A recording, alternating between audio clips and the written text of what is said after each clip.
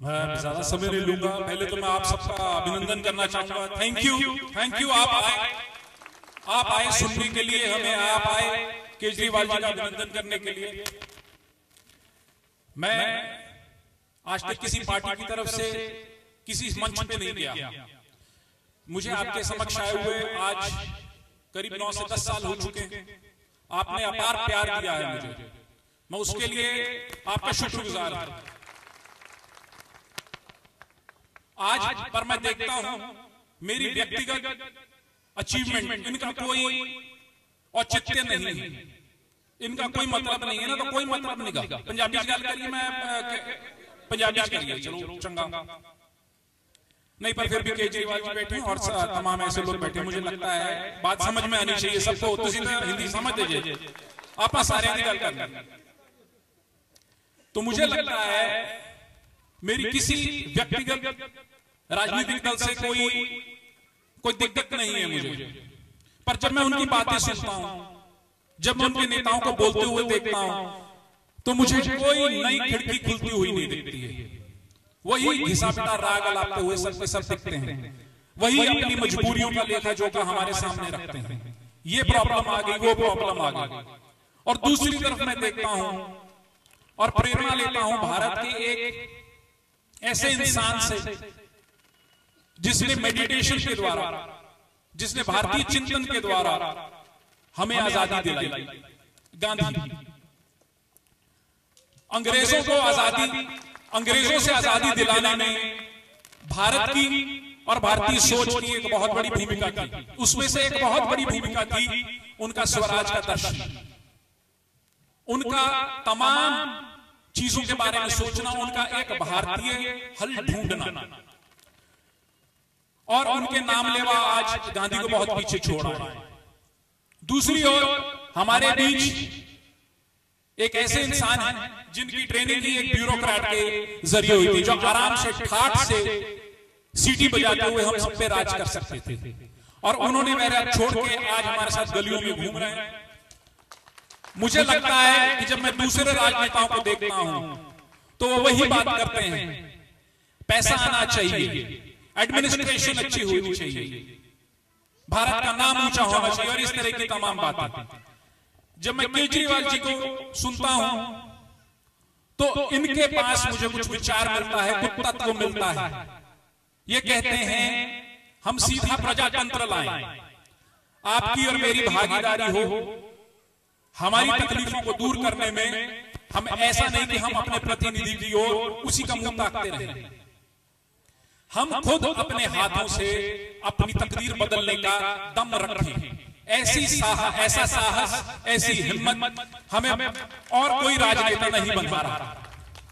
ये कहते हैं, इनसे मैंने बहुत धीर गंभीर बात की, इनकी बातें सुनता हूं तो मुझे लगता है कि उम्मीद बंध सकती है, आने वाली पीढ़ी को उम्मीद बंध सकती है। बाकी दूसरी दो पार्टियां हैं या अनेकों पार्टियां हैं, ये टेढ़ी मेढ़ी उल्टी सीधी बात करके आपको मेरे को आपसे तोड़ना चाहते हैं। ये हमें जोड़ना चाहते हैं, ये चाहते हैं कि हम अपनी तकलीफें खुद दूर कर सकें। उसके लिए इनका जो फलसफा है सीधा प्रजातंत्र का, जिसके अंदर अफसरशाही, नेतागिरी और लाल फीतेशाही, इनका रोल कम हो सके। हम अपने इलाके में, अपने इलाके को अगर स्विट्जरलैंड बनाना चाहते हैं तो ये हमारे हाथ में हो। ये ताकत हमें केजरीवाल जी का दर्शन देता है, और दूसरों के पास कोई दर्शन नहीं है। उनके पास वही बातें हैं, वही अपनी पुरानी उनकी जो अचीवमेंट्स हैं उन्हीं का नाम गिनाते हैं। आप कांग्रेस का मुंह देखिए तो कहेंगे नेहरू की बात कीजिए, इंदिरा गांधी की बात कीजिए, राजीव गांधी की बात कीजिए, हम कंप्यूटर लेके आए, हम ये लेके आए, और देखिए हमने CWG कराया। आप बीजेपी से बात कीजिए तो बीजेपी कहती है मोदी जी का देखिए। जब आप एक तरफ मोदी जी को देखते हैं तो क्या दूसरी तरफ हमें मध्य प्रदेश के अंदर अभी जो पुलिस का तांडव हुआ, क्या वो देखना नहीं चाहिए? जब छोटे छोटे बच्चों को उठा उठा के नदी के अंदर फेंका गया, जहां भगदड़ मची है। कितने लोग मरे हैं? कोई कहता है 50 मरे हैं, कोई कहता है 100 मरे हैं। उस राज्य के अंदर भी बीजेपी का ही शासन था। तो ये शासन क्या मोदी जी की अचीवमेंट्स के पीछे क्या बीजेपी का दर्शन है, या अकेले मोदी जी की व्यक्तिगत कोई भूमिका? अगर बीजेपी का होता तो क्यों बीजेपी दूसरे राज्यों में वैसा चमत्कार नहीं कर पाई है? हम एक कल्ट ऑफ पर्सनैलिटी की तरफ मत देखें, हम उसको देखें। मेरी आपसे यही गुजारिश है, हम ऐसे व्यक्तियों की ओर देखें, ऐसे दर्शन की ओर देखें जो हमें ताकतवर बनाता हो, जो हमारे हाथों में जो हमसे छीन ली गई थी 1947 को। हमें हमारा भारत बना ही इस आधार पर था कि आप और हम सब फेडरेशन होंगे, हमारे सबके पास अपने अधिकार होंगे, हम अपने इलाकों में तमाम अपने लिए सुधार कर पाएंगे। डिफेंस और फॉरेन पॉलिसी किसी और के पास होगी। पर आप देखते हैं कि किस तरह का अंग्रेज चले गए, पर भूरे अंग्रेज यहां छोड़ गए, और वो भूरे अंग्रेज जो है आज तक हम पे राज कर रहे हैं। हमारे केजरीवाल जी एक ऐसी आवाज है पिछले 60 साल में जो हमें फिर से खड़ा करना चाहते हैं, जो कहते हैं नहीं, तुझे अफसर के सामने नहीं झुकना पड़ेगा, तुझे नेता के सामने नहीं गिड़गिड़ाना पड़ेगा, वो तेरा नौकर है, तू उसका राजा है। और ये छोटी बात नहीं। इससे पहले आप बता दीजिए, आप कब गए हैं अपने किसी प्रतिनिधि के सामने, उनके सामने आपने अपनी समस्याएं रखी और उनका समाधान हुआ? अपने इस अधिकार से अकड़ाए फिरते हैं। मेरे इलाके में, मेरे खुद के घर के अंदर खराब पानी आता है, आज भी आता है, गटर का पानी आता है, काले रंग का पानी आता है। मैं दिल्ली जल बोर्ड को लिख चुका हूं, मैं पोल्यूशन बोर्ड को लिख चुका हूं, मैं अपने इलाके के एमएलए को मिल चुका हूं, कोई समाधान नहीं हुआ। हमारे इलाके में कम से कम नहीं तो 15 बच्चे जो हैं सांस की बीमारियों से या पानी की बीमारियों से पीड़ित हैं, कोई इलाज नहीं। आप जब जाएंगे इनके सामने ये समझेंगे आपको गड़गड़ाना चाहिए। ये एक ऐसे राजनेता है, ये एक ऐसी पार्टी है जो नहीं चाहती आप गिड़गड़ाएं, जो चाहते हैं आप अपना अधिकार मांगे। ये आपको अपना अधिकार मांगने से रोकते नहीं हैं, ये आपको इनकरेज करते हैं। ये चाहते हैं हम राजा बने, दूसरे चाहते हैं हम नौकर रहे। ये एक सबसे बड़ा फर्क है। मेरी आप सबसे यही दरख्वास्त है, ये फर्क मत भूलिएगा। आप राजा बनना चाहते हैं या नौकर बनना चाहते हैं, ये आपके हाथ में है। और ज्यादा समय नहीं लूंगा मैं आपका। और केजरीवाल जी को मैं ये कहना चाहूंगा, आपके सामने पूरा सिख पंथ नहीं, मेरे ख्याल से किसी धर्म विशेष की बात नहीं है, ये पूरा भारत आपकी ओर देख रहा है, पूरा विश्व आपकी ओर देख रहा है। पूरी दुनिया के अंदर इस तरह की सीधे प्रजातंत्र को लाने वाली बहुत सारी मूवमेंट्स नहीं है। मेरे ख्याल से अगर मैं अखबार सही से पढ़ता हूं तो मेरे ख्याल से और कोई भी ऐसी एक मूवमेंट नहीं है। You are perhaps the only one who's talking about this. In that sense, इससे बड़ी कोई जिम्मेदारी नहीं, पर आप इसको अभी तक बहुत बढ़िया तरीके से निभाया है आपने। मैं आपकी ओर देखता हूं तो मुझे लगता है, चाहे केजरीवाल हो, पर मुझे लगता है ये सरकार ही है।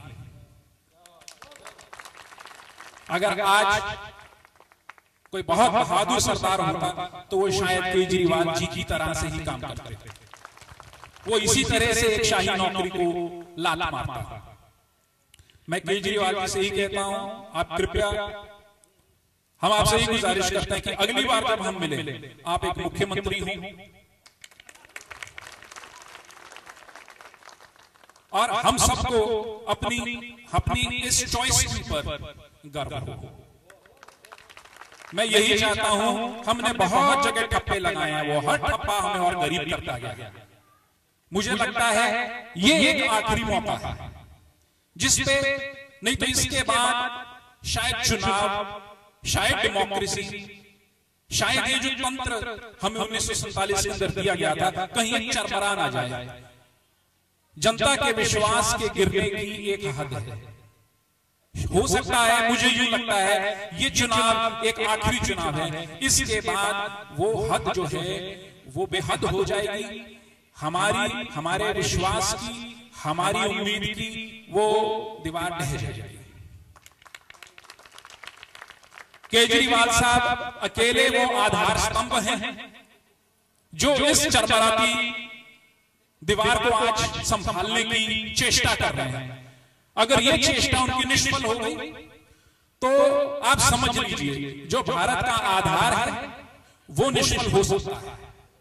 आज आप देखते हैं कोई एक क्षेत्र नहीं है भारत का जिसके अंदर अलगाववाद की बातें नहीं सुनने को मिलती हैं। वो इसलिए सुनने को मिलती हैं क्योंकि उन लोगों को उनके अधिकार नहीं दिए गए हैं। कोई सेंटर में बैठा उनके ऊपर राज करना चाहता है। ये केवल चाहते हैं कि भारत के कोने कोने में राज जो है वहां भारत के बाशिंदे करें, भारत के राजनेता ना करें, अफसर ना करें। ये चाहते हैं आप और मैं राज करें।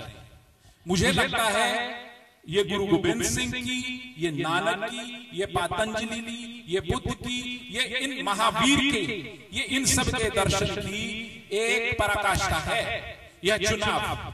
अगर इसके अंदर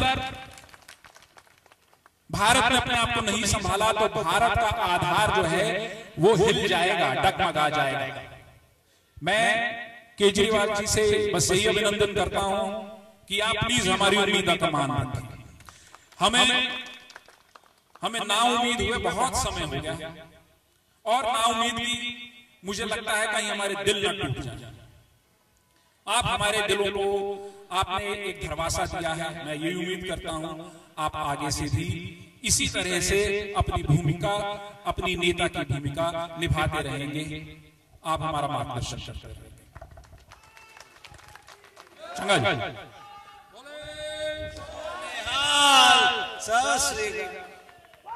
बहुत बहुत शुक्रिया श्री रवि शेरगिल जी का।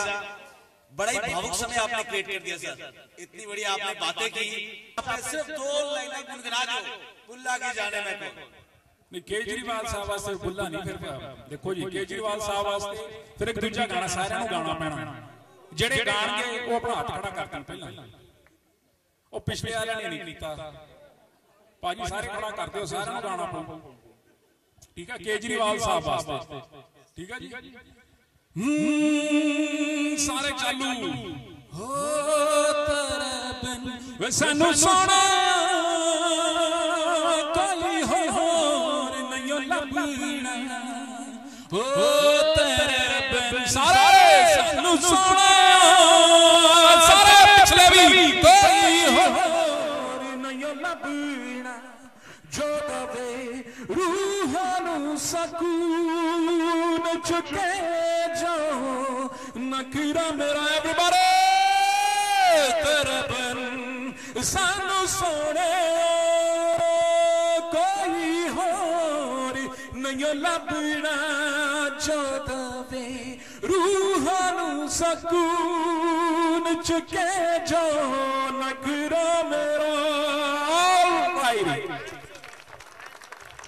बहुत बहुत शुक्रिया, कमाल कर दी सर आपने। थैंक्स अ लॉट, मजा आ गया सर।